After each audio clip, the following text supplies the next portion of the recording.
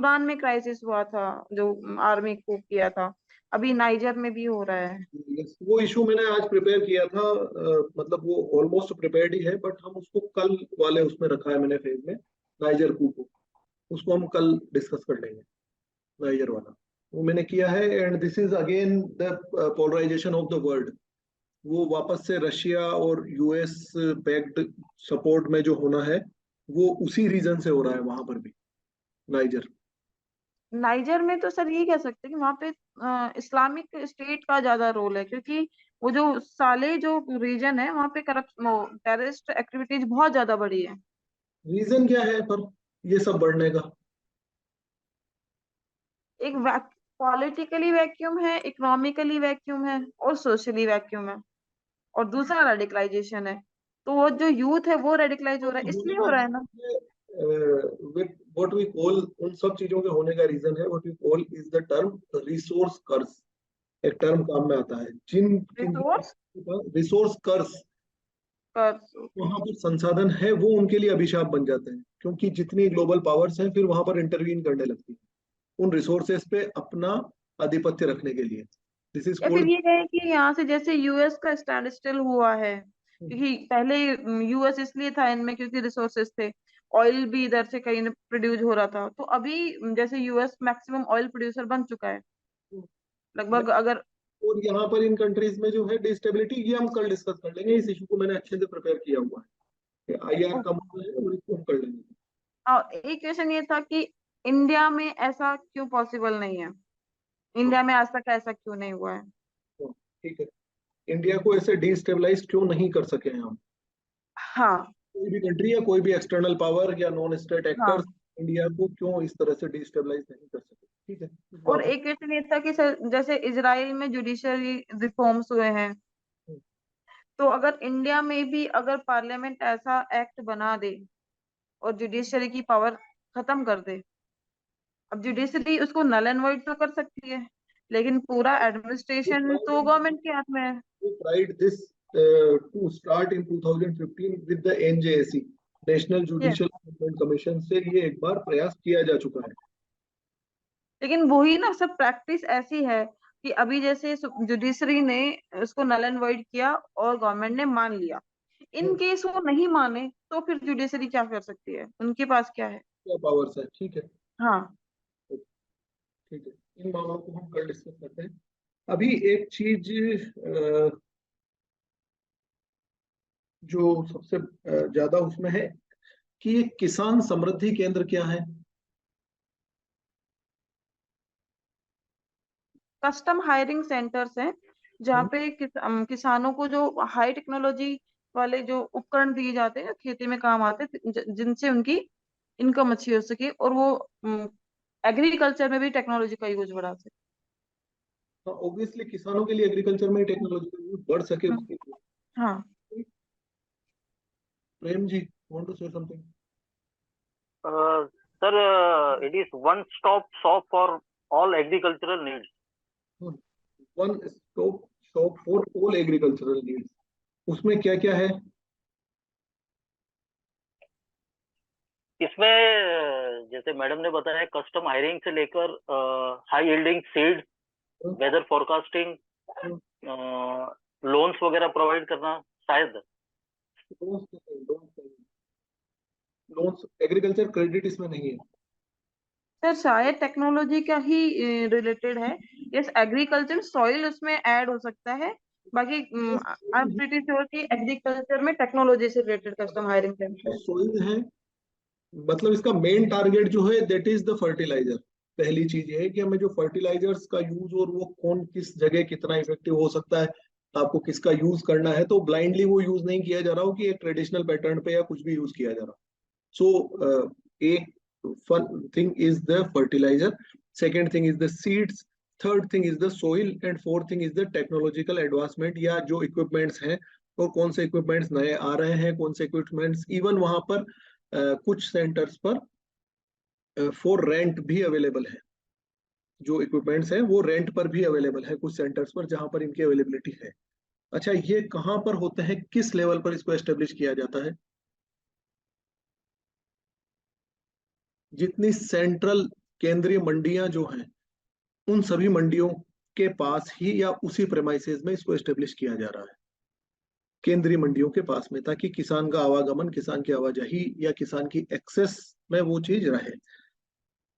ये अभी क्यों चर्चा में है? क्योंकि रिसेंटली प्रधानमंत्री मोदी की जो राजस्थान विजिट हुई थी उसके बाद में इस सेंटर के बारे में इनका शायद कुछ 1000 या ऐसे कुछ सेंटर्स इन्होंने लॉन्च किए हैं कि ऐसे इतने नए सेंटर्स और बनाए जाएंगे। किसान बजट में 600 थे शायद, 602, कितने 602 शायद। 1000+ है आई थिंक, जो मैंने पढ़ा है, but yes may be possible, but इतने हैं। बजट में इतने तो हो सकते हैं, उसके बाद बढ़ा दें ये। कल परसों जो प्रधानमंत्री की विजिट थी ना सीकर, 3-4 दिन पहले, उसमें उन्होंने अनाउंस किए नए किसान विकास केंद्र। अब एक बात ये कि इसके साथ में एक और चीज लॉन्च करी है, that is cold gold urea. वो क्या चीज है? सर ये सल्फर कोटेड यूरिया है। यूरिया गोल्ड सल्फर कोटेड है, क्या होता है इसमें स्पेशल? सर पहले जो नीम कोटेड यूरिया था उससे उसका एक्सेसिव यूज से सर लैंड की जो फर्टिलिटी थी वो कम हुई थी। और बेसिकली सर जो होता है जैसे सल्फर कंटेंट यदि यस, हाँ, सल्फर का क्या वो है रोल? हाँ, वो अगर हाइड्रोजन और ऑक्सीजन से क्रिएट करता है तो HSO3- जो एसिडिक को बनाता है। तो जहाँ पे बेसिक जो क्षारीय जो मिट्टी हो गई है तो उसके पीएच को बैलेंस करने के लिए सल्फर कोटेड यूरिया का यूज किया जाता any other member? Sulphur coated urea में सल्फर का क्या रोल है? Vivek want to say something? Any other member? I agree with Neeru ji. उन्होंने कि सल्फर एक्चुअली क्या एसिडिटी, मतलब जो मिट्टी की जो एसिडिटी बढ़ाता है, तो क्षारीय जो मिट्टी हो जाती है उसके उपचार के लिए जिप्सम के साथ ही यूज किया जा रहा है। और दूसरा ये था कि जहाँ पहले नैनो वो सॉरी उर्वरक का जो मिसयूज करते थे फैक्ट्री के अंदर फर्टिलाइजर का, तब नीम कोटेड यूरिया यूज किया गया था। उसी का एक सब्स्टिट्यूट रूप में सल्फर कोटेड यूरिया भी है, जिससे यूरिया की जो काला बाजारी होती है फर्टिलाइजर के रूप में इंडस्ट्री के अंदर, वो भी रोक की जा सकती है। तो ड्यूल इसके एडवांटेज है। है। सर इसमें एक पॉइंट और ऐड कर सकते हैं कि नाइट्रोजन को रिलीज करने में भी हेल्पफुल है। तो जो सॉइल में नाइट्रोजन की डेफिशिएंसी हो जाती है तो मेन थिंग वो इज कि यूरिया का क्या रोल है, ये बताइए। फ्री जो नाइट्रोजन सॉइल में नाइट्रोजन के बढ़ाता है। सोइल में नाइट्रोजन बढ़ाता है या नाइट्रोजन स्टेबिलिटी को इंश्योर करता है? प्रमोट करता है, यस। प्रमोट करता नाइट्रोजन है, के स्थिरीकरण को, यस, हाँ। स्थिरीकरण को प्रमोट करता है हाँ यूरिया। ठीक है, अब ये चीज कि सल्फर कोटेड यूरिया क्या करता है, मतलब उसमें सल्फर का क्या यूज है? तो ये जो नाइट्रोजन यूज होता है या जो उसका स्टेबलाइजेशन होता है उसको ग्रेजुअल स्टेबलाइज करता है। ऐसा नहीं है कि सडनली किसी भी पौधे को एकदम से जितना नाइट्रोजन दिया गया उसकी जगह उसको ग्रेजुअल नाइट्रोजन मिलता है। सल्फर का ये रोल है उसमें। तो वो sulphur coated urea gradual nitrogen provide करता जाता है, तो ग्रेजुअल नाइट्रोजन प्रोवाइड करने से टाइम टू टाइम उसकी रिक्वायरमेंट पूरी होती रहती है। अब ये बात कि नाइट्रोजन का एक्सेसिव यूज, पहली बात तो हम ये देख लें कि नाइट्रोजन का क्या रोल है एग्रीकल्चर में या किसी प्लांट के प्रोडक्शन में। सर पर्टिकुलर मिट्टी में एनपीके का रेशियो फिक्स रहता है, हम्म 4:1 करके। तो हम्म उस रेशियो में उसको जो माइक्रो न्यूट्रिएंट्स चाहिए होते हैं, तो उसके हम्म। लिए ग्रोथ के लिए सर तो वो पोटेशियम क्या, वगैरह। वही मैं पूछ रहा हूँ कि वो ग्रोथ में क्या रोल है प्लांट? सर फोटोसिंथेसिस में यूज होता है सर, फोटोसिंथेसिस के बाद नाइट्रोजन ऐसे कुछ है सर तो। सर जैसे जब कार्ब्स जो साइकिल चलती है उसके बाद से इसमें वो अमीनो एसिड्स और वो बहुत सारी एसिड का फॉर्मेशन होता है। तो वहां पे नाइट्रोजन साइकिल थी सर, नाइट्रोजन, फोटोसिंथेसिस। सबसे पहली बात ये आती है कि यूरिया, यूरिया से हम आए इस चीज पर कि बेसिक यूरिया का काम क्या है, वो नाइट्रोजन प्रोवाइड करना। नाइट्रोजन का यूज क्या है, हम उस पर आ रहे हैं। तो नाइट्रोजन का क्या रोल है एक प्लांट के प्रोडक्शन या प्लांट की ग्रोथ में? नाइट्रोजन की वजह से किसी प्लांट में एमिनो एसिड, पिगमेंट, एंजाइम्स और जेनेटिक मटेरियल्स डेवलप होते हैं। ये 4 चीजें याद रखिएगा। ये प्लांट ग्रोथ में एमिनो एसिड, पिगमेंट्स, एंजाइम्स और जेनेटिक मटेरियल्स के डेवलपमेंट में नाइट्रोजन का रोल होता है। क्या यहाँ तक समझ में आया? ये Yes. हुआ नाइट्रोजन का रोल। अब ये बात कि जो ट्रेडिशनल नीम कोटेड यूरिया है उससे सल्फर कोटेड यूरिया कितना इफेक्टिव है या क्यों इफेक्टिव हो जाता है, उसका रीजन हमने देख लिया कि ये ग्रेजुअल नाइट्रोजन प्रोवाइड करता है। ये चीज क्लियर है? इंस्टेड ऑफ सडन, ये मतलब एक्यूट प्रोवाइड नहीं करता है नाइट्रोजन को, ये क्रोनिक रूप में धीरे धीरे ग्रेजुअली इसको प्रोवाइड करता है।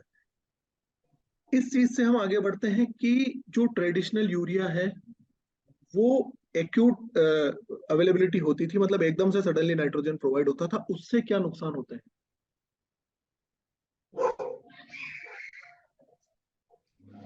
या हम why we are shifting towards the sulphur coated urea,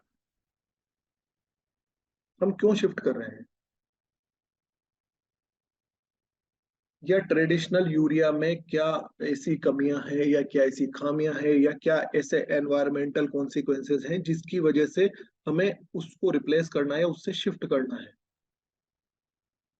sir जितना ज्यादा एक्यूट एक्यूट या फिर जितनी फास्ट नाइट्रोजन प्रोड्यूस होगी उतनी फास्ट जो प्लांट्स है वो एब्जॉर्ब तो नहीं कर पाएंगे, Good. लेकिन N2 साथ ही जो हाइड्रोजन या फिर ऑक्सीजन से रिएक्शन करके या तो अमोनिया बनाएगी या फिर नाइट्रस ऑक्साइड जो NO2 गैस बनाएगी, तो Yes. अल्टीमेटली वो ग्रीन हाउस इफेक्ट को बढ़ा रही है। वो ग्रीन हाउस इफेक्ट को बढ़ा रही है। दूसरी चीज ये, ऐसा कहा जाता है अकॉर्डिंग टू सर्वेज हमारे यहाँ पर एग्रीकल्चर सेक्टर में कि जितनी नाइट्रोजन हम ट्रेडिशनल पैटर्न में देते हैं या जितनी ये नीम कोटेड यूरिया और इसके थ्रू जितनी नाइट्रोजन दी जाती है उसका 40% ही प्लांट्स यूज करते हैं। The remaining nitrogen remaining urea 40% ही उन्होंने यूज किया। अब जो 60% बचा हुआ यूरिया है वो वापस से इरिगेशन और इसके थ्रू वापस जमीन में उतरता है और वो जमीन में उतर के हमारे यहाँ की जो ग्राउंड वाटर है उसमें मिलता है या फिर हमारे यहाँ के नदी नालों में उनमें जो पानी जा रहा होता है उसके साथ वो मिल जाता है। तो इट क्रिएट्स द केमिकल का जो हार्मफुल इम्पैक्ट है ये वो क्रिएट करता है। तो एक तरफ हम एक्सेस उस चीज का यूज 40% हो रहा है और 100% का हम उस पर इन्वेस्टमेंट कर रहे हैं, और दूसरा उसका नेगेटिव एनवायरमेंटल इम्पैक्ट हो रहा है। क्या ये चीज क्लियर है? इससे एक और चीज बढ़ती है, दैट इज द यूट्रोफिकेशन। पढ़ा है क्या यूट्रोफिकेशन? नहीं सर। पढ़ा अरे था, मेंस में पढ़ा था सर। हाँ सर, पढ़ रखा है सर। वो एक कुछ पुरानी बावड़ियां नदी तालाब ऐसे देखेंगे, वो हरे हरे हो जाते हैं, ग्रीन हाँ होते हैं, वहां पर खरपतवार उग जाती है पानी में बहुत सारी। वो हाँ सर, वो नाइट्रोजन और सल्फर के जो कंटेंट होते हैं उसके पेड़ कारण वहां जो ज्यादा पहुंचते हैं तो वो खरपतवार को भी एक तरह से अच्छा पौष्टिक भोजन मिलने लग जाता है, तो वो उसकी वजह से बढ़ने लग जाते हैं उस एरिया में। तो वो दिखाता है कि यहाँ पर केमिकल का कितना, यहाँ इस एरिया में या इस वाटर बॉडी में कितना केमिकल डंप किया जा रहा है, उसको बोलते हैं यूट्रोफिकेशन। ये एक बार टर्म देख लेना। वो पूरा जो हम देखते हैं पुराने नदी तालाब या ऐसे कोई ठहरा हुआ पानी होता है मोस्टली वहां पर हो जाता है, या कई ऐसा भी होता है कि बहते हुए पानी के किनारे भी मोस्टली इस तरह के गंदे हो जाते हैं। उनके ऐसा होने के रीजंस ये होते हैं। तो ये सर हुआ। यस। एल्गी ब्लूम ही है ना ये? हाँ यस। Algae Bloom. ये हुआ नाइट्रोजन का या यूरिया का जो नेगेटिव इम्पैक्ट है। दूसरा हमने ये चीज देखा है, that is the urea gold. क्या है कि वो सल्फर कोटेड यूरिया है जो हम प्रोवाइड करेंगे किसानों को। वो ऐसा समझ लीजिए कि जो यूज है उसका इफेक्टिव यूज, मतलब जितना काम आना है उतना इफेक्टिव यूज किया जाएगा। थर्ड थिंग आती है इससे आगे बढ़कर, have you heard about the nano technology? Liquid nano nano nitrogen, या जिसको नैनो यूरिया बोला जा रहा है। नैनो यूरिया है वो क्या चीज है? सर वो लिक्विड फर्टिलाइजर है जो कि इफको ने प्रोड्यूस किया था, इफको ने और प्रोड्यूस। हाँ उसका 500 जो ml क्वांटिटी है वो 50 kg यूरिया के बराबर सेम इफेक्ट देता है। 50 केजी नहीं, जहां तक मैंने पढ़ा है अभी रिसेंटली, ये 2.5 बैग जो यूरिया का होता है, अब उसमें कितना आता है एक बैग में आई डोंट नो, पर जो हम यूरिया का एक बैग परचेज करते हैं 2.5 बैग के बराबर 500 ml लिक्विड 20 kg का ही होता है सर लगभग। 20 kg का ही होता है क्या? ओके ओके, तो वो उसके बराबर इफेक्टिव होता है। अच्छा, अब ये चीज की इसके लिए एक चीज कही जा रही है कि यह एग्रीकल्चर सेक्टर को या फार्मिंग सेक्टर को रिवोल्यूशनाइज कर देगा, उसमें क्रांतिकारी परिवर्तन लेकर आएगा। ऐसा क्यों? सर इसमें जो ट्रेडिशनली यूज करते हैं यूरिया का, हम्म वो क्या करता है सर कि जो नाइट्रोजन की जितनी आवश्यकता होती है एक पौधे को, हम्म उससे ज्यादा वो सप्लाई करता है सर। हम्म जब पौधा नाइट्रोजन एक्सेस में यूज करेगा तो वो जल जाता है सर। ऐसे ट्रेडिशनली बोला जाता है कि वो पौधा जल गया एक्सेस यूज ऑफ यूरिया के कारण। तो लिक्विड यूरिया जब यूज करेंगे तो सर एक तो उसका वो फायदा हो जाएगा कि जितनी आवश्यकता पौधे को है प्रॉपर, और जितनी वो कंज्यूम कर सकता है उतनी क्वांटिटी में मिलेगा। दूसरा जो है एक्सेस जो यूरिया है वो सॉइल में नहीं मिक्स होगा, तो इसके जो वो तो एडवर्स उसमें नहीं हाँ जाएगा, उसके जो एडवर्स इम्पैक्ट्स हैं वो नहीं। ठीक है, जी ये सर। एग्रीकल्चर सेक्टर को पूरा रिवोल्यूशनाइज कर देगा। और क्या चीज होगी इसमें? तो ये जस्ट क्रिएट करने वाले पॉइंट्स हैं, इनमें कुछ भी नया सीखने वाला नहीं है, but you need to interconnect things. इसके अलावा कह सकते हैं सर कि ये कॉस्ट इफेक्टिव रहेगा। यस, वेरी गुड, ये कॉस्ट इफेक्टिव रहेगा। ओके, और सर पोर्टेबल होगा और इसकी एफिशिएंसी भी 85 से 90% के आसपास है। एफिशिएंसी इसकी 85 से 90% के आसपास है, ये कॉस्ट इफेक्टिव है, गुड। और सर सर ये एक पत्तियों पर जाएगा जिससे कि स्टोमेटा सीधे ही इसको एब्जॉर्ब कर लेगा, तो जो ओके, पोल्यूशन उसमें कहीं ना कहीं कमी आएगी। ठीक है। और पत्ते पर इसको- हम्म, एक सर सर जो नॉर्मली अभी तक यूरिया हाँ, एक बार यूरिया का जो सब्सिडी दी जाती है, और दूसरा यूरिया का जो सर कह सकते हैं ब्लैक मार्केटिंग जो होती है वो रुक जाएगी sir. Yes yes, very good, ये जो एक्सचेकर पर बर्डन है या जो हमारे यहाँ पर सब्सिडी का बर्डन है उसको कंट्रोल करेगा, उसको कम करेगा। जो सब्सिडी का बर्डन है उसको कम करेगा। हाँ नीरू, आप बताइए। सर उसके अलावा जो यूरिया को प्रोडक्शन करने में जो कोल यूज हो रहा है, हम्म, उसको कम वो करेगा। वो ग्रीन हाउस गैसेस कम होगा। दूसरा जो सर डब्ल्यूटीओ का की एक जो रिपोर्ट आई थी कि पर हेक्टेयर 7 kg यूज कर रहा है यूएसए, तो जिससे जो उनकी एग्रीकल्चर में जो ग्रोथ है और इंडिया की एग्रीकल्चर में जो ग्रोथ है, उसमें जो गैप है वो पूरा फुलफिल होगा। वो फुलफिल होगा। इसके साथ में जो ग्रीन बॉक्स, एम्बर बॉक्स वगैरह जो सब्सिडीज है, और डब्ल्यूटीओ में जो विवाद है हमारा सब्सिडी प्रोवाइड करने वाला, उससे भी हम इंटरनेशनल प्लेटफॉर्म्स पर जब हम इस लेवल पर या इस टेक्नोलॉजी के यूज पर जब सब्सिडी बर्डन कम होगा, तो ऑब्वियस सी बात है कि डब्ल्यूटीओ में जो हमारा सब्सिडी को लेकर विवाद है उसमें भी कुछ रिलैक्सेशन या कुछ पॉजिटिव साइंस हम शो कर सकेंगे that we are making efforts towards this. क्या ये चीज क्लियर है? This is the nano urea. Nano urea विश्व में प्रथम बार इफ्को ने बनाया है, ये याद रखना। हम इंडिया में इफ्को ने इसको फर्स्ट टाइम बनाया है, इससे पहले नैनो यूरिया कहीं पर भी यूज नहीं हुआ था। एक और बात अगर पूछ ली जाए, who is the scientist behind the nano urea? Ramesh Raliya इनका नाम है। Ramesh Raliya, the scientist behind the nano urea, ये इफ्को के साइंटिस्ट है। यस, कोई कुछ पूछ रहे थे? विवेक, आप कुछ पूछ रहे हो? सर मैं ये बोल रहा था कि जो अभी कंटेंट और दूसरे मेंबर्स ने जो फीडबैक दिया है उसको एक बार पॉइंट वाइज अगर समराइज कर दिया जाए तो बेहतर होगा। ये रिकॉर्डिंग हम आपको दे देंगे, फिर उसको समराइज कर लेना, इसको लिख लेना, कोई दिक्कत नहीं है इसकी। सर ठीक या है, तो तो आप लोग एक बार इसको मतलब पेन और कॉपी आप लोग लेकर तो इनको जस्ट इन पॉइंट्स को लिख लिया कीजिए। फास्ट हो जाता है सर। अरे तो कोई बात नहीं, वो तो मैं रिकॉर्डिंग प्रोवाइड कर दूंगा, कोई इशू नहीं है उस चीज को। ठीक, आप लोग टेलीग्राम पर हमें मैसेज कर दिया कीजिए, उस पर आपको रिकॉर्डिंग भेज देंगे, इतना बड़ा इशू नहीं। Okay, this is the situation of the urea. एक चीज और, यूरिया क्यों हानिकारक होता है ये हमने देख लिया है। ये कहाँ स्थापित किए जाएंगे, यहाँ पर इन किसान समृद्धि केंद्रों पर क्या क्या मिलेगा। ओके, एक और चीज, द टारगेट ऑफ द किसान समृद्धि केंद्र अगर पूछ लिया जाए कि एक वन लाइन टारगेट क्या है, तो वो है वन नेशन वन फर्टिलाइजर। जो हमने भारत ब्रांड से जितने फर्टिलाइजर प्रोवाइड करेंगे वो स्पेशली यहाँ पर अवेलेबल होंगे। उस चीज को यहाँ से प्रमोट किया जाएगा किसान समृद्धि केंद्रों से।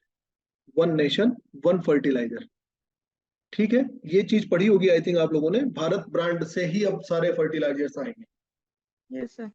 ओके, अब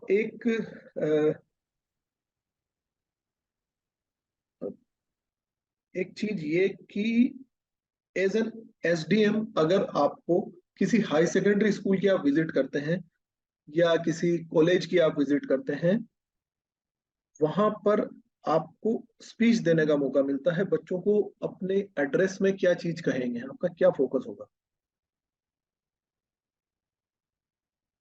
1 मिनट का टाइम ले लीजिए, सर सभी क्वेश्चन मत समझे नहीं बोलिए, सर। उसके बाद स्टार्ट करना। क्या? सर क्वेश्चन थोड़ा। Yes, as as an SDM अगर आपको किसी स्कूल, हाई सेकेंडरी स्कूल की बात कर रहा हूँ, बहुत छोटे स्कूल की बात नहीं कर रहा हूँ, हाई सेकेंडरी स्कूल की आपको विजिट करनी है या फिर आपको किसी कॉलेज की विजिट कर रहे हैं आप, वहां पर आपको स्पीच देने का मौका मिलता है। आपके एड्रेस में, आपके स्पीच में, आपके व्याख्यान में किस चीज को टारगेट करेंगे, किस बात पर आप चर्चा करेंगे, बच्चों के साथ किस चीज को लेकर आप बात करेंगे? 1 मिनट का टाइम ले लीजिए, इसको सोचकर सभी मेंबर्स बताइएगा। Each and every person should participate in this.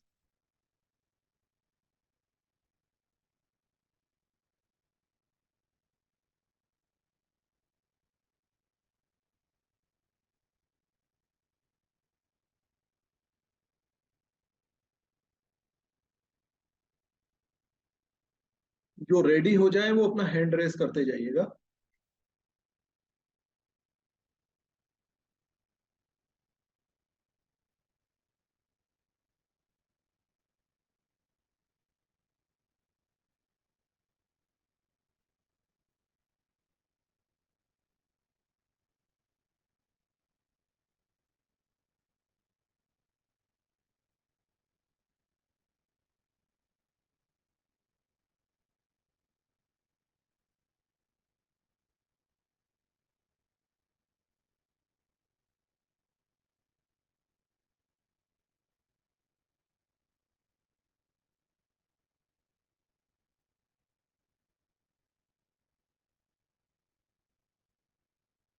Yes, should we start? Because I think इतना ही होल्ड आपको प्रोवाइड किया जा सकता है इंटरव्यू में, इससे ज्यादा टाइम हमें वो देंगे भी नहीं। यस, नीरू आप स्टार्ट कीजिए एक बार।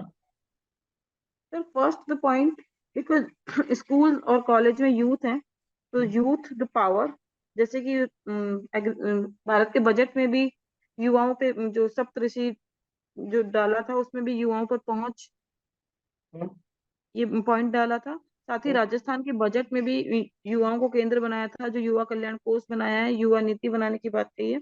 तो यूथ पावर मेरा फर्स्ट पॉइंट। उसके बाद सर जेंडर सेंसिटिविटी, और third environment. Vishal, who raised the hand? Vishal, yes.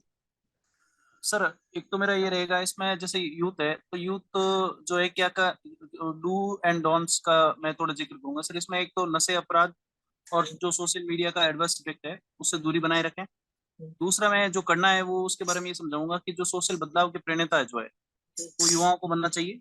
समाज में बहुत सारी ऐसी कुरीतियां हैं जिसको दूर करने के लिए युवाओं को आगे आना पड़ेगा, चाहे वो दहेज प्रथा हो, चाहे बाल विवाह हो, या चाहे जो समाज में नशाखोरी की जो प्रथा बढ़ रही है उसको। इसके अलावा मैंने बताया जैसे महिला सशक्तिकरण, संवेदनशीलता, जेंडर न्यूट्रलिटी, ये सारी चीजें रहेगी। और इसके अलावा जो है मैं उनके भविष्य को लेकर भी कुछ गाइड करूंगा कि अगर उनको सेक्टर वाइज जो मेरा ज्ञान है वो मैं उनको साझा करूंगा कि किस किस क्षेत्र में जा सकते हैं आप, कौन कौन से भविष्य में आप एजुकेशन के रूप में और वोकेशनल ट्रेनिंग और जो स्किल जो ट्रेनिंग है उसके बारे में उनको बताऊंगा सर। राजेश। जी सर, बीइंग ए टीचर मैंने ऑब्जर्व किया है सर कि जो खासकर रूरल सेक्टर में या आजकल की यूथ में एक तो एम्बिशंस नहीं है, उनका विजन नहीं हो पा रहा है कि वो क्या बनना चाहेंगे। खासकर रूरल सेक्टर में इस चीज की बहुत कमी फील होती है। तो मैं उनको ये कहना चाहूंगा कि आप सपने देखिए और अपने उन सपनों को साकार करने का प्रयास कीजिए। और दूसरा, अपने अंदर नैतिक मूल्यों और अपने कैरेक्टर बिल्डिंग के लिए हमेशा फोकस कीजिए। यस। बाकी अदर चीजें हैं वो आप उनको हमेशा है कि बाकी टीचर्स या और चीजें मिलती रहती हैं, लेकिन ये चीजें उनको अभी तक नहीं मिल पाती है क्योंकि वो एम्बिशंस ले ही नहीं पाते हैं। तो इन पे ज्यादा फोकस रहेगा सर, बाकी और चीजें जो बताइए। ज्योति, ज्योति। हाँ सर। यस। हाँ सर, इसमें education, health, moral values, social contribution, gender equality और कैरियर पॉसिबिलिटीज, उसके साथ sir environmental issues. Okay.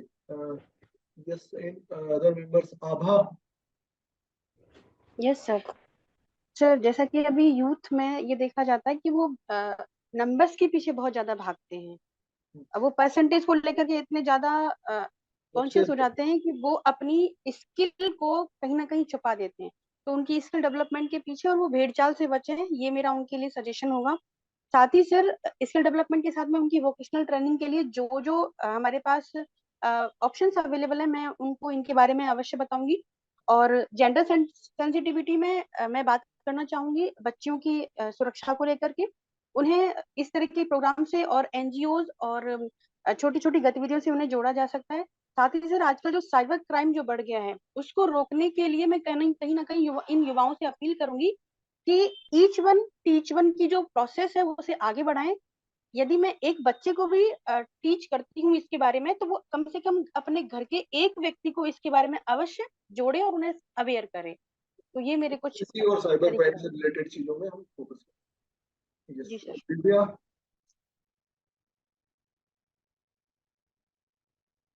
Yes sir. Yes. Sir अगर हम हायर सेकेंडरी सेकेंडरी स्कूल्स की बात कर रहे हैं तो जो वहाँ का स्टूडेंट्स है they are mostly of the age of 14 15 16। तो इस एज ड्यूरेशन में बेसिकली 18 तक भी है, तो इस age it's a very fragile age, hormonal imbalances and opposite gender attractions and जो बहुत सारे सोशल चेंजेस हैं और फिजियोलॉजी और बायोलॉजिकल चेंजेस उनमें होते हैं। तो माय मेन फोकस की जिनके बारे में लोग यूजुअली बात नहीं करते हैं कि what changes they are getting, how they are feeling a generation gap with their parents and all other surrounding people जो उनको बहुत कुछ सिखाने की कोशिश कर रहे हैं और वो उनसे उल्टा दूर भाग रहे हैं। ये ऐसी है जब उन्हें लगता है कि हम सुपीरियर हैं, हम भी बहुत कुछ जानते हैं, हमें इस तरह से सिखाया नहीं जाए। तो इसके बारे में अगर उनसे फ्रेंडली मैनर में बात की जाए, because no one talks about opposite gender attractions, no one talks about कि इसके क्या क्या रिपोकर्शंस हो सकते हैं। Not sex education but somewhere near that But they it should is know कि क्या something होना natural. चाहिए। Yes, it is not the sex education, but the exactly. attraction and gender attraction is the very much natural. तो जो मेरे natural है, वो कई बार या तो वो उसकी अति करके क्राइम की तरफ बढ़ जाते हैं या उसको अपने अंदर दबा के एक तरह से वो एक शिकार हो जाते हैं अवसाद जिसको का। बोलते हैं ना, वो एक कुंठा क्रिएट हो जाती है। जी, कुंठा के बजाय नेचुरल जो होना चाहिए वो उनको समझाया जाए और आसपास में हो रहे बदलावों के प्रति उनको सकारात्मक रूप से प्रेरित किया जाए कि जो लोग आपको सिखा रहे हैं वो आपके हित के लिए है और किस हद तक आपके हित के लिए है और कैसे आप उनको यूज करके अपनी पर्सनैलिटी डेवलप कर सकते हो। कैसे हम एक सभ्य समाज जहाँ महिला पुरुष आप जैसे ही वो अपने इस किशोरावस्था से यूथ की तरफ बढ़ेंगे तो कैसे ये दोनों पक्ष जो है महिला पुरुष साथ में ही विश्व प्रगति देश प्रगति का साथ देंगे। become तो a वो चीज responsible उनको जी जेंडर रिस्पॉन्सिबिलिटी और इक्वालिटी के प्रति उनका एक नजरिया स्पष्ट होना चाहिए। हम पेट्रियार्की या मेट्रियार्की को सपोर्ट नहीं करके एक इक्वल समाज जहाँ फेमिनिस्ट या मैस्कुलिनिज्म की कोई जगह नहीं है।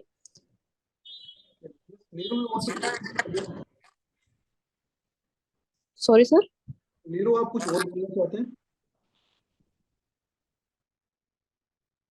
जी सर। नहीं, इट्स ओके। जयदीप। सर वैसे तो सारे मतलब मैंने लिखे थे जो टॉपिक कवर कर दिए सर। एक एक्स्ट्रा करिकुलम एक्टिविटीज जैसे स्पोर्ट्स को बढ़ावा देना सर, जैसे बहुत से बच्चे होते हैं आर्ट्स में, मतलब कोई पेंटिंग करता है कोई डांसिंग, सर इस चीज को हमारे स्कूलों में बढ़ावा नहीं दिया जाता। पारुल। जी सर, इन सभी एस्पेक्ट्स के साथ में हम ये कह सकते हैं कि सक्सेस के ऊपर सब फोकस करते हैं लेकिन फेलियर की तैयारी कोई नहीं करता है। तो मैं उन बच्चों को ये बताना चाहूंगी कि सक्सेस जितनी जरूरी है फेलियर भी उतना ही जरूरी है और उसको भी आपको बेयर करना आना चाहिए।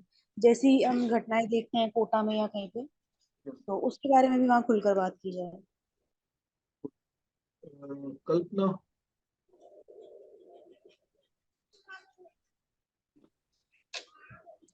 Yes sir. सर यूथ को सबसे पहले हमें बताना होगा कि क्या क्या करियर ऑप्शंस है।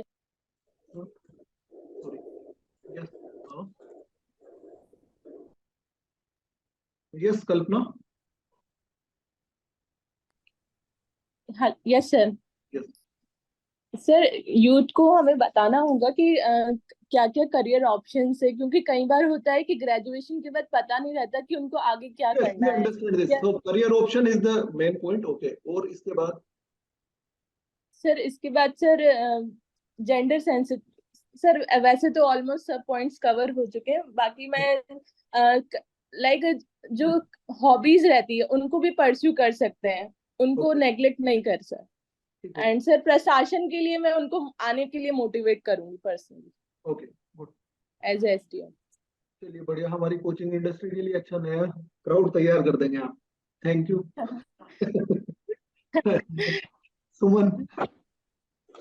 सर जो अभी तक जितने भी पॉइंट्स बताए गए हैं वो सब बहुत बहुत ही अच्छे हैं, लेकिन इसके अलावा इनसे इतर थोड़ा सा मेरा एक ऑप्शन और है। इसमें सामाजिक सद्भाव और बंधुत्वता की अभी बहुत ज्यादा जरूरत है। जिस तरह से अभी देश में या किसी भी क्षेत्र विशेष में जिस तरह की स्थितियां चल रही हैं, तो युवाओं के मन में एक समानता का भाव लाने के लिए या जो पुराने रीति रिवाज रूढ़ियां जो बनी हुई हैं उसके प्रति हमें एक समान दृष्टिकोण को विकसित करना होगा। दूसरा मेरा जो फोकस रहेगा सर, दृष्टिकोण वैज्ञानिक वैज्ञानिक दृष्टिकोण को लेकर रहेगा कि हिंदी बच्चों में में बोले, किस समान दृष्टिकोण का मतलब क्या है, क्या डेफिनेशन? सर जो अभी वर्तमान में जो धार्मिक जातिगत या क्षेत्रीय अलगाववाद जिस तरह की भावनाएं पनप रही है उनसे किस तरह से पार पाया जा सकता है, क्योंकि बच्चे हमारे देश का भविष्य हैं। और अगर हमारी जनरेशन जिस तरह की होगी हमारा देश उसी तरह से प्रगति करेगा। अगर हम बैक में जाते हैं तो हमारा बैक उसी तरह से विकास होगा। और बैकवर्ड जाते दूसरा, हैं। हाँ, और दूसरा सर वैज्ञानिक दृष्टिकोण का विकास करने पे मेरा मैक्सिमम फोकस रहेगा कि आप हर कुरीति को, हर रिवाज को, हर परंपरा को अपने साइंटिफिक अप्रोच से परखें। ओके तो you will focus on renaissance, like जो रीबर्थ जिसको कहा था ना, एनलाइटमेंट, जी सर, क्योंकि जब प्रबोधन का तक, काल था। हाँ, आपको हर चीज को लॉजिक पर आंकना चाहिए कि लॉजिकली वो इसके सही है या नहीं है। जी सर, इसके लिए तर्क वितर्क को स्कूलों में ज्यादा से ज्यादा बढ़ाया जाना चाहिए और इस तरह के डिबेट कॉम्पिटिशन्स होने चाहिए जिसमें बच्चों को पार्टिसिपेट किया जाए। इसके अलावा कुछ जो समाज की प्रतिष्ठित हस्तियां होती हैं जिनसे बच्चे मोटिवेशन ले सके, उनको भी स्कूल में टाइम टू टाइम पे बुला के, ऐसा वीकेंड पे किया जा सकता है किसी भी तरह से। तो मेरा इस तरह का ओपिनियन है sir. Kamini ji. Yes sir. इन सभी पॉइंट्स के अलावा एक और पॉइंट जो इम्पोर्टेंट है मुझे लगता है कि ये जो स्टेज होती है किसी भी स्टूडेंट के लिए एक टर्निंग पॉइंट होता है, चाहे वो उसके करियर को लेकर हो, चाहे वो फिजिकल या मेंटल हेल्थ को लेकर हो। तो हम उन्हें एक पॉइंट ध्यान में रखने के लिए कह सकते हैं कि आप किसी भी फील्ड में जाएं, लेकिन एक जो पॉइंट है वो आपके माइंड में रहे कि आप अपनी हेल्थ का स्पेशली ध्यान रखें, चाहे वो आपकी फिजिकल हेल्थ हो या मेंटल हेल्थ हो। क्योंकि क्या होता है कि जब हम इससे आगे के फील्ड में जब जाते हैं तो कंपटीशन भी बहुत ज्यादा होता है। कई बार हमें इमोशनल सपोर्ट भी नहीं मिल पाता, हम फैमिली से दूर होते हैं। तो उस स्टेज से वो कोशिश करें कि अपनी फिजिकल हेल्थ का ध्यान रखें, लाइक डाइट डाइट का ध्यान रखें और कोई भी फिजिकल एक्टिविटी चाहे वो योगा हो, और उसके साथ अपनी मेंटल हेल्थ के लिए भी काम करें। तो बाकी तो सारे सर पॉइंट हैं। विष्णु। मैनेजमेंट पर तो आगे वही है जो मेरा, मैं खुद अभी वर्तमान में मान रहा हूँ। एक तो जो बच्चे अच्छा, सोशल मीडिया का थोड़ा जो सा यूज तेज करेंगे बोलिए विष्णु, ऑनलाइन, आपकी आवाज कम आ रही है। थोड़ा सा पास आकर थोड़ा सा लाउड बोलिए। सर एक जो वर्तमान में बच्चे जैसे स्कूल में, हाई स्कूल है, कॉलेज है, मोबाइल है, सबके पास आ गया, इंटरनेट का यूज करते हैं, तो मैं अभी उसमें जो 10 तारीख सोशल को मीडिया और दे का देंगे। यूज है और सोशल मीडिया से जो सर अपराध है, जैसे हम देख रहे हैं बच्चे, जैसे एक स्ट्रेस है वो भी एक पार्ट बन गया सोशल मीडिया से, उनका स्ट्रेस में आना। तो सोशल मीडिया का यूज और उसका जो स्ट्रेस मैनेजमेंट है उसके बारे में मैं प्राथमिकता दूंगा मेरे वक्तव्य में। और जो हेल्थ का सर, आज छोटे छोटे बच्चे देखते हैं तो वो जैसे बोर्डिंग स्कूल है, मैंने खुद देखा, जैसे प्राइवेट स्कूल है, तो वो पढ़ाई अंकों के पीछे तो भागते हैं, फिटनेस का कोई भी ध्यान नहीं दे पाता था। उनके खाने पीना, जैसे स्कूल में खाना पीना चेंज हो गया, उनका फास्ट फूड हो गया, कोई वो कुछ पीछे इस बात को इंक्रीज करते हैं कि आप फास्ट फूड लाओ, ये लाओ, ऐसे करो कुछ और। ओके। और दूसरा जो सर स्ट्रेस मैनेजमेंट का हो गया, और प्रशासन के लिए मैं उनको जरूर बताऊंगा सर, प्रशासन में आने के लिए, तो आने वाले टाइम में प्रशासन में और नैतिक शिक्षा की जरूरत है सर यूथ को। बहुत बहुत धन्यवाद आपका। दो लोगों ने कम से कम ये बात करी। चलिए एक और है प्रेम जी। यस ये सर इसमें सर मेन फोकस रहेगा कि डिसिप्लिन जो है वो इनकलकेट करें स्टूडेंट्स अपनी डे टू डे लाइफ में, यस वेरी ताकि गुड। आगे चलकर एक लॉ अबाइडिंग सिटीजन बन पाए। Yes good. और सर दूसरा रहेगा इनको फंडामेंटल ड्यूटीज के बारे में बताना, और उनको ये करना कि जितनी हो सके वो फुलफिल कर पाए जो फंडामेंटल ड्यूटीज है कॉन्स्टिट्यूशन ने लेके है। ओके इस पे रहेगा सर फोकस। इस पर मेन फोकस रहेगा। ओके विवेक।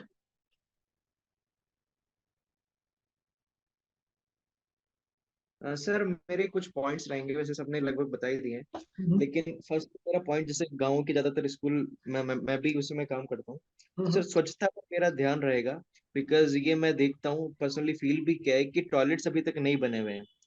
राशि क्या आ चुकी है, लेकिन वो सिर्फ वो गोबर के कंडे रखने के लिए उनको यूज कर रहे हैं, मतलब चालू हालत में। क्या अच्छा, मतलब रूरल स्कूल्स में ये कंस्ट्रक्टेड टॉयलेट्स नहीं है? कंस्ट्रक्टेड टॉयलेट से बना तो देते लेकिन यूज नहीं करते उनको। नहीं करते। अच्छा ठीक है। तो सबसे पहले तो उसको चालू करवाना और यूज करने की स्वच्छता पर ध्यान दिया जाए, क्योंकि बहुत बार देखा जाता है कि आज बच्चे उसी से बीमार है। उससे बीमार दूसरा, हो। डूज एंड डोंट्स इन उनकी एज के अंदर अभी क्या करने योग्य चीजें हैं, जैसे उनको मॉरल वैल्यूज सिखाई जाए तो मॉरल वैल्यूज पर मैं ध्यान दूंगा कि बंधुत्व क्या है, हमेशा सच बोलो, स्वच्छ रखो अपने आप को, एक्स्ट्रा करिकुलर एक्टिविटीज में भाग लो, या बड़ों का सम्मान करो, क्योंकि वो उनकी एज ऐसी है कि ये मॉरल वैल्यू सिखाई जाए तो आगे तक काम आएगी। तीसरा सर ये है कि उनको बताया जाए कि ड्रीम पालो, सबसे पहले सपना पालो, मतलब सपना कोई देखो, अपनी जो लाइफ है आगे कहाँ ले जाओगे आप, कोई सपना होगा तब ले जा पाओगे। तो अपनी जो पावर है, जो स्ट्रेंथ है, उसको चैनलाइज करने की जरूरत है, क्योंकि अगर जब तक एम नहीं होता है वो पावर इधर उधर भटकती रहती है और उससे फिर डेविएट हो जाते हैं। तीसरा सर ये है कि सफलता सिर्फ एक डायरेक्शन में नहीं होती, कई बार बच्चे होते हैं कि भेड़ चाल का हिस्सा बन जाते हैं कि जो दूसरा कर रहा है उसी को देखते देखते उसी दिशा में जाते हैं। तो उनको ये बताना चाहूंगा कि जिस भी आप फील्ड में अच्छे हैं, सफलता उसमें भी पाई जा सकती है, तो फील्ड चुनने में आप ये मत संकोच मत कीजिए कि ये फील्ड चुनूंगा तो मैं सफल नहीं हो सकता, सफल हर फील्ड में हुआ जा सकता है। तीसरा सर ये अगला ये है कि फेलियर के लिए हमेशा प्रिपेयर रहें। कई बार होता है कि हम प्रयास करते हैं लेकिन हमको सफलता नहीं मिल पाती, तो फेलियर के लिए प्रिपेयर रहें, और डिसिप्लिन जैसा कि सर ने बताया है, ये कुछ पॉइंट्स रहेंगे। तो इन कंक्लूजन में आपको इस क्वेश्चन का या इस पॉइंट पर डिबेट करने का मेन रीजन ये था, the rise in the suicidal tendency. आत्महत्या करने की बहुत ज्यादा टेंडेंसी इस एज की यूथ में, हाई सेकेंडरी से लेकर कॉलेज गोइंग यूथ में बहुत ज्यादा बढ़ती जा रही है। दो तीन चीजें हैं, एक तो क्राइम, दूसरा ये जो फ्रॉड्स चल रहे हैं सोशल मीडिया और इनसे इनके थ्रू जो स्कैम्स होते हैं वो, मतलब इनके लिए इलिटरेसी वाली चीज है। एक चीज ये है जो आप लोगों ने, 3 या 4 लोगों ने इस चीज को बोला है कि हम कभी भी किसी फील्ड को चूज करने के लिए हम भेड़ चाल में नहीं चले, हमें भेड़ चाल नहीं फॉलो करनी चाहिए, जो एक ट्रेंड्स जो बने हुए हैं। So you could use 2 things there. One is I would focus on aptitude. ये हमने इथिक्स में भी पढ़ा होगा आई थिंक, RS मेंस में। एप्टीट्यूड क्या होता है? एप्टीट्यूड वो है, वो बाय बर्थ होता है, और किसी चीज को लेकर एक स्पेशल स्ट्रेंथ या स्पेशल स्किल होती है, वो बाय बर्थ होता है। जैसा ऐसा होता है कि कई बच्चे होते हैं वो पेंटिंग स्केच अच्छे बना लेते हैं, बहुत कम एज के होंगे तब भी वो स्केच अच्छे बना लेंगे, तो वो उनका एप्टीट्यूड हो गया। किसी में टेक्निकल एप्टीट्यूड होगा तो वो मशीन लर्निंग वगैरह और इन चीजों को लेकर उनमें ज्यादा अच्छा एप्टीट्यूड होगा। तो वो aptitude, try to identify your aptitude. आप अगेंस्ट एप्टीट्यूड जाकर कभी भी प्रोग्रेस नहीं कर सकते हैं। सो जो आप बोल रहे हैं कि हमें भेड़ चाल में नहीं चलना चाहिए, वो नहीं करना चाहिए, so use the term that is aptitude, कि हम उनको ये बताएंगे कि एप्टीट्यूड क्या है और एप्टीट्यूड पे फोकस करना चाहिए। सेकंड थिंग, कामिनी गोयल और आभा ने, या फिर एक और लास्ट में 3 लोगों ने इस चीज पर फोकस किया है that is the mental health. ये सबसे बड़ी प्रॉब्लम है अभी जो एक तरह से ये समझ लीजिए कि जो मॉडर्न एज चल रही है या जिस डेमोग्राफिक डिविडेंड में इंडिया चल रहा है, उसमें सबसे बड़ी जो इशू है, सबसे बड़ा जो चैलेंज है, वो यही है कि हम फेल्योर के लिए प्रिपेयर्ड नहीं है और हमें सिर्फ सक्सेस ही समझ में आती है। अगर सक्सेस नहीं है या किसी भी तरह का लेस सक्सेस है, सक्सेस का रेशियो कम है, डिग्री कम है, तो भी वो फेल्योर का, जैसे रिसेंटली कोटा में और यहाँ पर तो पुलिस को इसके लिए बहुत ज्यादा फ्रेंडली बनाया जा रहा है, उनको स्पेशल ट्रेनिंग्स दी जा रही है, उनको साइकोलॉजिस्ट के इनके साथ में बिठाया जा रहा है, उनके साथ में ट्रेनिंग दी जा रही है ताकि उनकी काउंसलिंग कर सके बच्चों की। So you have to focus about to get rid of from the suicidal tendencies. ये 2-3 चीजों पे मेन फोकस कीजिएगा। जो पॉइंट्स आपने बोले हैं वो सब भी हैं, बट उन ट्रेडिशनल पॉइंट्स के साथ ये 2 पॉइंट्स जरूर बताइएगा कि हम कोशिश करेंगे कि उनको मेंटल हेल्थ या फिर इस चीज के लिए कि आपकी व्हाट शुड आई से instead of mental health, that is the mental toughness. इस टर्म को समझ पा रहे हैं? मेंटल हेल्थ से beyond, that is the mental toughness. Mental toughness को कैसे गेन कर सकते हैं या मेंटल टफनेस उनके अंदर कैसे आ सकती है, that is the preparedness for the failure. इन चीजों को जरूर इस बारे में अगर बात करते हैं, क्योंकि बहुत सारी न्यूज आ रही है सुसाइड की लेकर बच्चों की, और उसको लेकर पूछा जा सकता है, ये बच्चों पर भी एप्लीकेबल है। दूसरा, आपसे किसी सोशल फोरम्स पर या वहां पर कोई स्पीच की बात की जाए, उस पर भी एप्लीकेबल है। इवन ये क्राइम वाले केसेस में भी एप्लीकेबल है, इवन ये नशे वाले केसेस में भी एप्लीकेबल है। क्योंकि कोई एडिक्टेड होता है तो नशे का मोस्टली रीजन ये देखा जाता है कि नशे में पड़ने वाला पर्सन, वो कहते हैं ना, खुशी में कम पीते हैं, गम में ज्यादा पीते हैं। तो वो वाली चीज है कि वो गम या कहीं ना कहीं उसका कोई किसी भी सेक्टर का कोई फेलियर होगा, उसको वो डाइजेस्ट नहीं कर पाता है। क्या यहाँ तक क्लियर है? Yes sir, clear. ओके। अब एक चीज ये कि राजस्थान में मोटे अनाज को लेकर क्या योजनाएं हैं, मिलेट्स को लेकर। हमने मिलेट्स के फायदे एक दिन पहले डिस्कस कर लिए। अभी मिलेट्स के लिए, मिलेट प्रमोशन के लिए क्या योजना है?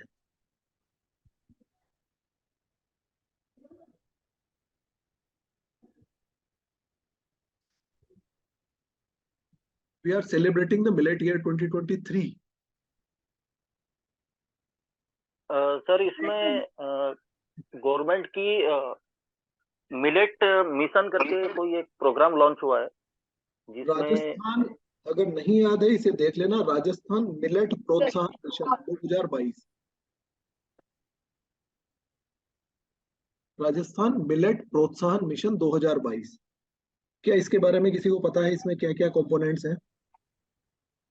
इसमें बीज मिनीकिट दिए गए थे। किस किस के? मक्का, बाजरा, ज्वार, बाकी मेरे को जहाँ तक याद नहीं है। बाजरा और ज्वार के दिए थे। नहीं सर, मक्का के भी दिए थे, बाकी चित्तौड़ वाले इसमें। यस।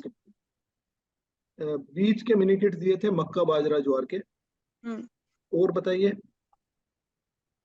इसके बारे में, और किसी को पता है? ये देख लेना एक बार इस स्कीम को, दैट इज राजस्थान मिलेट प्रोत्साहन स्कीम। Yes, scheme mission. हाँ, मिशन है, मिशन, सॉरी, राजस्थान मिलेट प्रोत्साहन मिशन 2022-23। सर, अभी कहीं फूड कॉन्क्लेव भी लगाया था इन्होंने, वहां पर भी। यस, हम प्राइमरी फूड प्रोसेसिंग यूनिट्स भी एस्टेब्लिश कर रहे हैं for the millets. AC 100 primary food processing units. Food processing क्या होता है? सर, फूड को मतलब जो मोटा अनाज, उसको प्रसंस्कृत करके रिफाइन करके। चीज के लिए अगर फूड प्रोसेसिंग आता है तो वो क्या है? प्रोसेस्ड फूड या फूड प्रोसेसिंग इंडस्ट्री। एक हमने अलग से मिनिस्ट्री बनाई है, अभी 2015-16 में ही बनाई है, इससे पहले नहीं हुआ करती थी मिनिस्ट्री। सर, किसी भी रॉ फूड में वैल्यू एडिशन करना जिससे उसके कॉमर्शियल वैल्यू ज्यादा बढ़ जाए, उसकी कमर्शियलाइज किया जा सके, उसको स्टोर किया जा सके। मान लीजिए गेहूं आया, गेहूं को साफ करके उसको 1-1 किलो के पैकेट्स में पैक कर दिया या 50-50 किलो के पैकेट्स में पैक कर दिया, वो सर एक तो किसी भी चीज हो उसकी जाएगी। वैल्यू एडिशन हो जाएगी। दूसरा, उसका लॉन्ग टाइम तक उसको स्टोर करके रखना। यस। और उसको वेस्ट होने से बचाना। यस। और उसको कमर्शियली यूज किया जा सके, मतलब उसकी ट्रेडिंग की जा सके, उसको इस लायक कर दिया जाता है। That is the food processing. किसी भी फूड का, फूड प्रोसेसिंग में सभी चीजें आएंगी वैसे देखा जाए तो।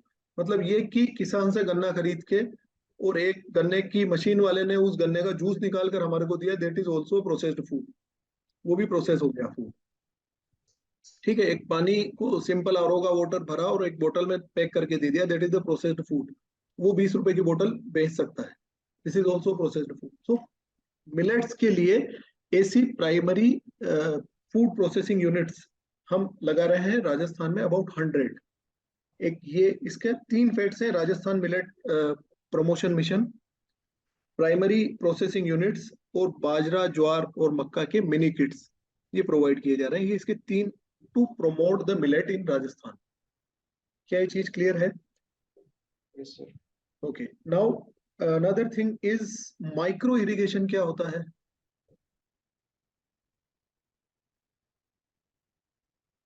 माइक्रो इरिगेशन में क्या क्या आता है?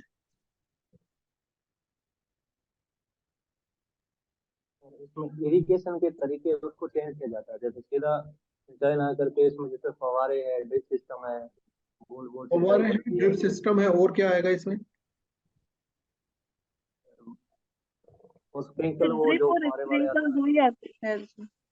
स्प्रिंकल ड्रिप आ आएगा, गया और ड्रिप आएगा, और सर तीसरा जो अभी शायद नया जो हाइड्रोपोनिक्स भी उसमें माइक्रो इरिगेशन में जोड़ा गया है। ये क्या चीज है? पॉनिक्स सर अलग से एग्रीकल्चर है, वो पर्टिकुलर इरिगेशन का मेथड नहीं है।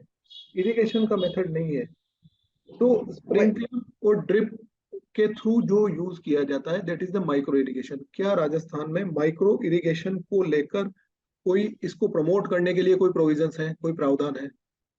नर्मदा नदी में सर पूरा का पूरा स्प्रिंकलर सिस्टम स्काडा सिस्टम के ऊपर बेस्ड इस पे लगाया गया है, तो वहाँ यूज किया गया इसका प्रावधान। तो तो सर राजस्थान के कृषि बजट में एक वो माइक्रो इरिगेशन का एक मिशन जोड़ा गया है, जो 11वां मिशन था शायद। क्या है उसमें प्रोविजंस? माइक्रो इरिगेशन के क्या प्रोविजंस हैं, किसी को पता है? देखिए, लघु सीमांत महिला और SC/ST को माइक्रो इरिगेशन फैसिलिटी डेवलप करने पर 75% तक का अनुदान राजस्थान सरकार द्वारा प्रोवाइड किया जा रहा है। रकबा कितना होना चाहिए? रकबा मतलब एरिया ऑफ द एग्रीकल्चर कितना होना चाहिए? 0.2 हेक्टेयर से मैक्सिमम 5 हेक्टेयर तक के रकबे पर ये अवेलेबल है। दोबारा बता रहा हूं, लघु सीमांत महिला और SC/ST इन 5 कैटेगरी पर 75% तक का अनुदान इसमें अवेलेबल है। क्या ये चीज क्लियर है? ये माइक्रो इरिगेशन तक का मैटर है।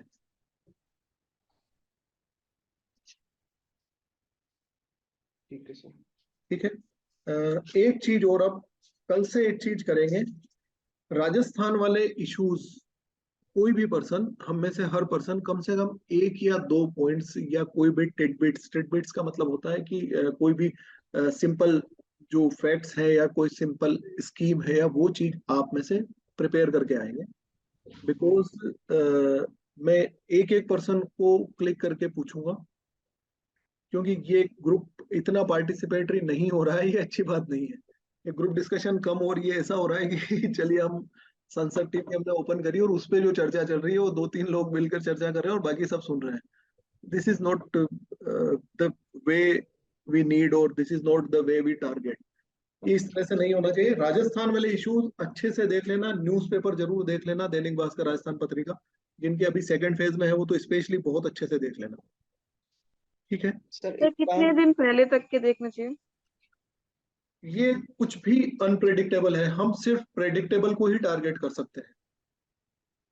वो वहां पर उस दिन कौन सी न्यूज आ जाए और उस दिन वो अंकल या आंटी घर पर टीवी में क्या देख कर आए हैं या कौन सी चीज को उन्होंने फेस किया उससे वो क्वेश्चन कर ले, दिस इज टोटली अनप्रेडिक्टेबल। एक तो चीज ये होती है। दूसरी चीज ये होती है, मैं UPSC होता तो फिर भी प्रेडिक्टेबल कुछ बता देता। यहाँ पर जो अभी ट्रांसक्रिप्ट वगैरह देखी है ना, तो वो मतलब मैं बहुत छोटा हूँ एंड आई शुड नॉट से समथिंग, बट हम उस चीज को लेकर जजमेंटल नहीं होना चाहिए, पर वो स्टैंडर्ड मुझे नहीं लगा जो इंटरव्यूज में होना चाहिए। एक सर एक्चुअली क्या फैक्चुअल डेटा पे फोकस कर रहे हैं और ये इतना एक समअप करना, मगअप करना उस चीज को बहुत टफ है।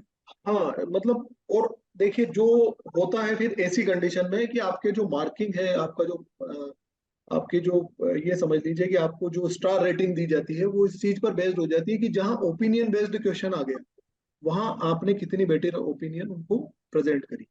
क्योंकि फैक्चुअल पे तो अगेन वही चीज है कि अगर हमें याद है तो ही हम बोल पाएंगे, और नहीं याद है तो we can say sorry. But जहाँ ओपिनियन बेस्ड चीज आ गई तो हम उस चीज पर ज्यादा बेटर फोकस करते हैं कि हमारी ओपिनियन एटलीस्ट किसी चीज पर जिन पर स्टैंड हो सकता है वो स्टैंड हम डेवलप कर लें। और दूसरा, कुछ जितना हो सकता है उन फैक्चुअल बेस्ड चीजों को या जो रिसेंट चल रही है ट्रेंडिंग में उन चीजों को हम कवर करने की कोशिश कर रहे हैं यहाँ पर। So this is your part, कि राजस्थान वाले पार्ट या राजस्थान वाले जितने फैक्चुअल्स या ऐसी कोई बातें हैं जो आप पढ़ लेते हैं, तो अगर दो तीन बातें भी एक मेंबर पार्टिसिपेट करेगा तो वो हमारे लिए बहुत बेनिफिशियल होगा। सर अगर पर्टिकुलर कोई भी मेंबर इनिशिएटिव लेके अगर ऐसा हो जाए कि पर्टिकुलर कोई 2 मेंबर है वो 2 टॉपिक तैयार कर ले, जैसे पहले से ही अगर डिसाइड कर ले, हम ग्रुप में डाल दे नेम कि आज नीरू मैं या जो भी हाँ, तो वो ओवरलैपिंग नहीं होगी। गुड, हाँ वो अच्छा रहेगा और अच्छे से हम कर पाएंगे। ठीक है, अच्छी बात है। दिन ठीक है, ये भी गुड, अच्छी बात है। तो एक काम कीजिएगा, सुबह 10 बजे तक में आप ये डिसाइड कर लीजिएगा कि मैंने ये चीज प्रिपेयर करी है, इस पर मैंने 2 टॉपिक प्रिपेयर किए हैं, या इससे रिलेटेड 2 न्यूज मैंने कवर कर ली है। ठीक है सर, आप अपने आप से बता दो 2 नाम तो वही करेंगे सर, नहीं, बेटर वो हो रहा है। 2 नहीं, सभी करेंगे, 2 टॉपिक्स हर मेंबर करेगा। वो 2 नाम में तो फिर वो है कि वो लिमिटेड हो जाएंगे और नहीं, वो बाकी अगले दिन अगले दिन नेक्स्ट 2 लोग हो जाएंगे। अरे आई will choose any 2 person in the evening. अगर हम में से सब रोज पढ़ लेंगे तो उसमें कोई हमारे को इंडाइजेशन थोड़ी हो जाएगा। हाँ वो भी सही है। ऐसा थोड़ी है कि हमारे को रिएक्शन कर जाएगा वो। वो भी सही है, वो तो भी। सभी लोग प्रिपेयर कर लीजिए। I will choose any 2 person. जी ठीक जी। है, एंड अगर 3 बार से ज्यादा ऐसा होता है कि कोई पर्सन नहीं प्रिपेयर करता है फॉर द 3 कॉन्जिक्यूटिव टाइम्स, हम उसकी फी रिफंड कर देंगे और उनको पार्टिसिपेट नहीं करने देंगे। This would be the strict rule, ये देख लीजिएगा। ठीक है, 2-3 बार को मैं जेन्युइन रीजन समझ सकता हूँ, ऐसा हो सकता है कि हमारे साथ कोई जेन्युइन रीजन है, बट कॉन्जिक्यूटिवली ऐसा होता है। So we all will be the evidences, हम सब देखेंगे कि ये नहीं पार्टिसिपेट कर रहे हैं, वो फिर हम अलाउ नहीं करेंगे। Getting this? चलिए, ओके।